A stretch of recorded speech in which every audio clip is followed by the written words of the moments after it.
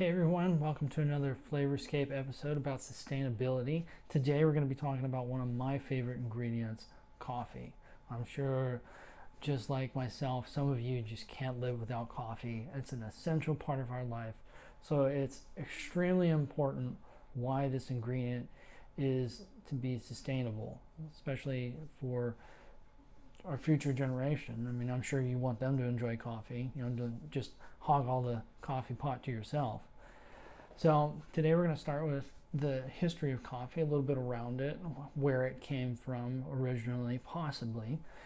And we're going to go into the sustainability of it and end with, just how to really treat your coffee and use it as an ingredient. So start with the history first. It's pretty interesting. There's a couple origin stories around it. One of them is about a man called Caldi, I believe it's pronounced. I personally liked it. It was interesting. Apparently he was a goat herd, and one day he just wondered why his goats were acting all weird and strange. So he went around watching them a little bit closer, and what he found was pretty amazing, because he saw that they were eating these berry-like things, and after trying it himself, he found the experience amazing, like most of us do when we drink that cup of coffee.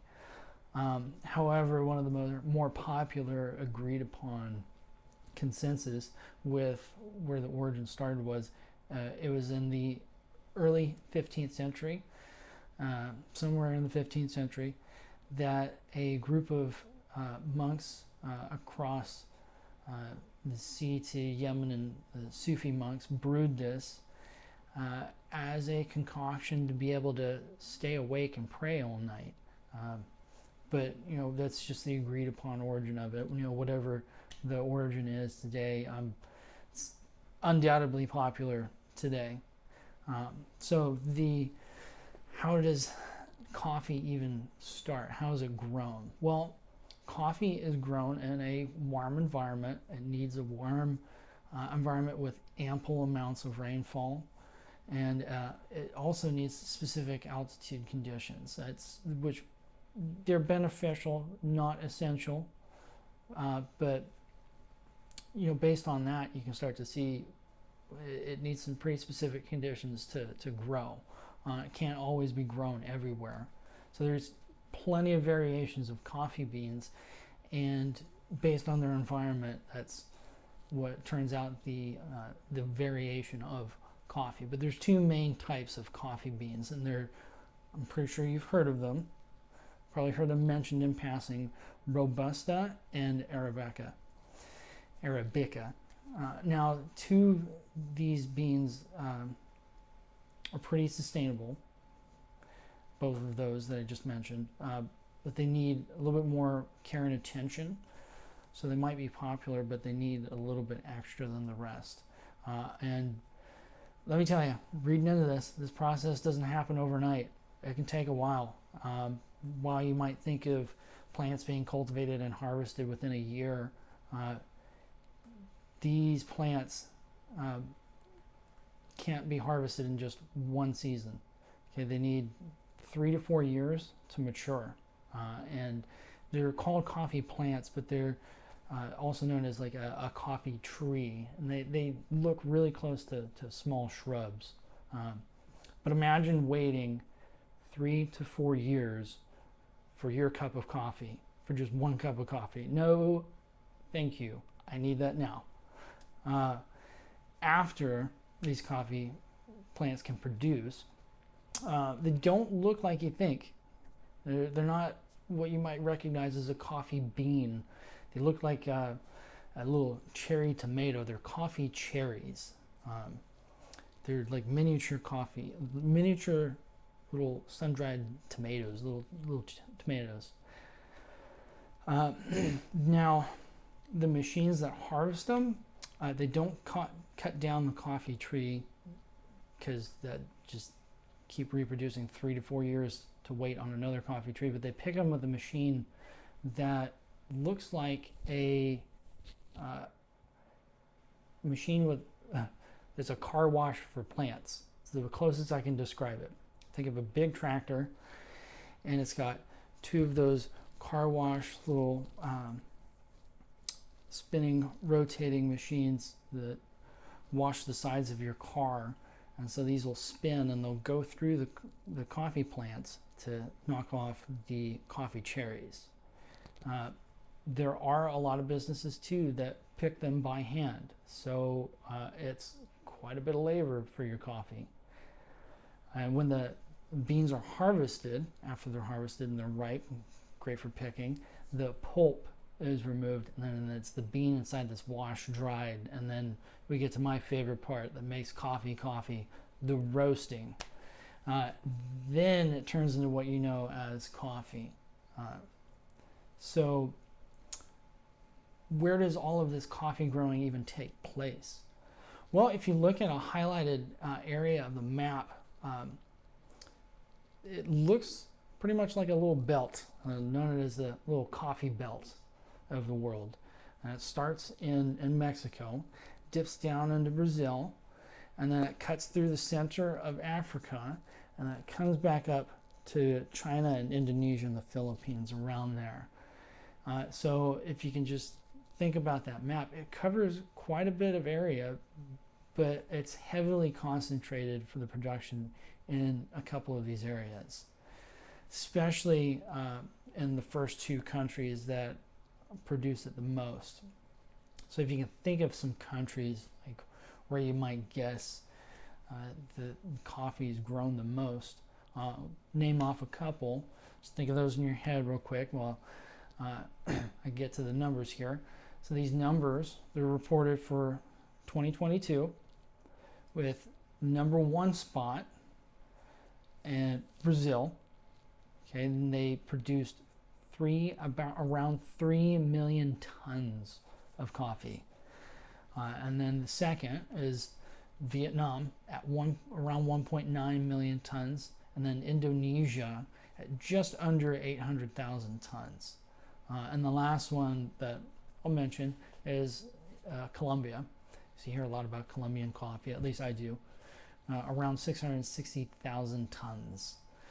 So quite a bit of coffee and being produced, and there's a bunch of other countries underneath that, but these are like, it definitely drops off quite a bit after those top four countries. So as you can see, it's a huge industry already, and so there needs to be a focus on the sustainability of it because there's just such a huge demand for it. So the farmers out there tending the plants, the workers out there harvesting and tending the plants, they also need to make sure the areas coffee are grown, the community needs, you know, a piece of that pie. So obviously they're raking in quite a bit of money. So the farmers involved in the sustainability practice, okay, the fair trade, they get a fair price on their coffee, and that'll trickle down to the rest. So it might seem like it just affects the farmer, but it also affects the community that the farmer's in too.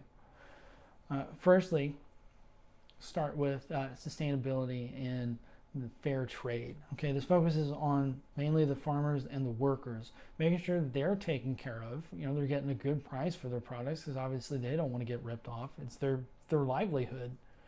So they want to get a good price. And then next is, you know, promoting the sustainable farming practices that the farmers use. If you see on any of the coffee bags that you buy, you know, fair trade certification, okay, this is definitely a big indicator that you're supporting and sustaining an economically fair coffee, and socially too. So you know that, you know, you're drinking your cup of coffee that matters even more than that sweet caffeine buzz. I know it's hard to believe, but you need to make sure that, you know, you're looking at the different packages that you have. But here's the big impact if it isn't sustainable, and it's pretty big.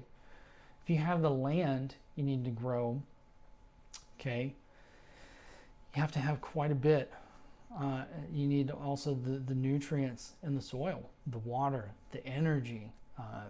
You need quite a big plot of land to grow all of these different beans. And many times forests, plains, wherever they're grown, they're cleared out. So you're disrupting all of this ecosystem to make room for coffee, and which can contribute to a lack of biodiversity. So then it just trickles out to the rest of wherever these farmers are growing. And also it hurts even worse if farmers are using some harsh chemicals like pesticides and other fertilizers. And while you might think it just affects the plants around it, all of that stuff, especially the fertilizers and the chemicals that they spray on these plants, they can trickle down into the water sources. So now they're not only just affecting the plants in the surrounding area, but it can affect the ecosystem downstream and in the stream, in the water. Thankfully, there are some companies that put organic back into farming and minimize all of that bad stuff that I listed earlier. I personally don't want a lot of chemicals being absorbed into my food and plants, and especially the ecosystem, affecting all of that. And one interesting practice that I found, didn't even know about it, is called shade-grown coffee. Think about this. Okay, shade-grown coffee. You think, well, that wouldn't really be productive for growing plants. Plants need sunlight. So imagine walking through a forest and thinking to yourself, I like this place. Let's make it even better. Let's plant some coffee here. I'd go. I'd definitely pay to visit that forest. So this coffee is then planted under these trees, and what happens is the coffee plant itself and the fruit, the coffee beans, they develop slower. And you might be thinking, that doesn't really sound very good. I kind of want my coffee quick and a lot, but it is the end product is worth it. Okay, not only does it help with preservation of the local ecosystem, because you're not tilling up a bunch of land, plucking out a bunch of the local ecosystem, the plants, and all of that. You're just planting the coffee beans in the forest. You aren't tearing anything up. But you're letting these beans develop in the shade slower. Apparently, it makes them even better because it gives them a super rich flavor. It gives more time for the beans to develop. So, that was a new one on me. I didn't even know about that.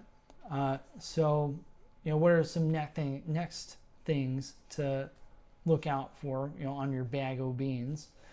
Try to look out for, like I said, that fair trade certified. Okay, the farmers are going to be paid fair. The working conditions are going to be great or better for the workers. Organic certified, as I mentioned. They don't use synthetic pesticides or fertilizers, which it's even harder for a lot of these farmers to grow these beans like that. Interesting one. I think I've seen it before on some other different products. Rainforest Alliance certified. They promote biodiversity, super important for the ecosystem. Like the tree coffee, the shade coffee, the soil health, and then they also promote fair trade.